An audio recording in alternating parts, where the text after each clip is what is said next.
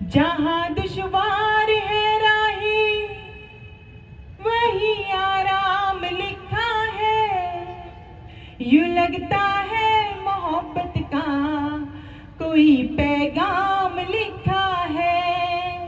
मैं अपना घर समझ करके चली आई यहाँ, क्योंकि चौथी पंक्ति पे आपको लगे कि एक बेटी आपके आंगन में आती है तो उसको कितनी मोहब्बत दी जाती है, तब कहती हूँ मैं अपना घर समझ करके चली आई यहाँ, क्योंकि तुम्हारे दिल के दरवाजे पे मेरा नाम लिखा है। तुम्हारे दिल के दरवाजे पे मेरा नाम लिखा है।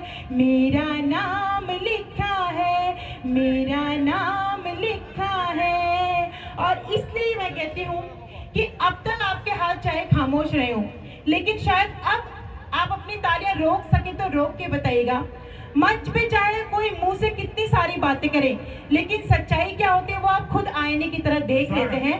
परंतु मैं वो चार पंक्तियां आपके आंगन के उस 3 गौरव के नाम पढ़ना चाहती हूँ जो शुरू से अब तक मेरे सम्मुख बैठी हुई है।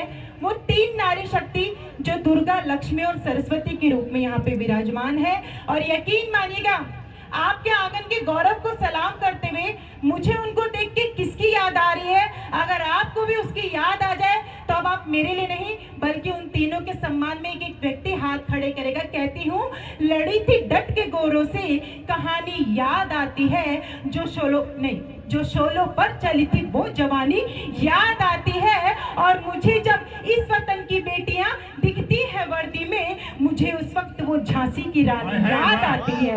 बहुत अच्छे, वाह वाह। और इसीलिए ये बात भी मैं कहना नहीं भूलूंगी कि ये वही देश है जहां आधुनिकता के नाम पे मुझे ये कहा गया था कि कोटा दशहरा का मंच है, यहाँ अक्सर हल्की बातें सुनी जाती हैं। ये मुझे आप आभास कराइएगा कि जब गौरी यहाँ पे संस्कार की बात करती है तो किस तरह से आपका आशीर्वाद इसलिए भी मिलता है क्योंकि आधुनिकता के नाम पे दद्दू, हमारे देश में जब आदि पुरुष जैसी पिक्चरें बनाई जाती हैं तो हमारे राजस्थान के लोग बता देते हैं कि सीता वो नहीं थी जो आदि पुरुष में आधे कपड़ों में दिखाई गई थी, बल्कि सीता तो वो थी जिसके लिए रामचरितमानस में लिखा गया है, पति अनुकूल सदा रही सीता, शोभा खानी सुशील बिनीता, जानती कृपा सिंधु प्रभुताई, सेवती चरण कमल मन लाई। वाह वाह वाह वाह वाह। आभार।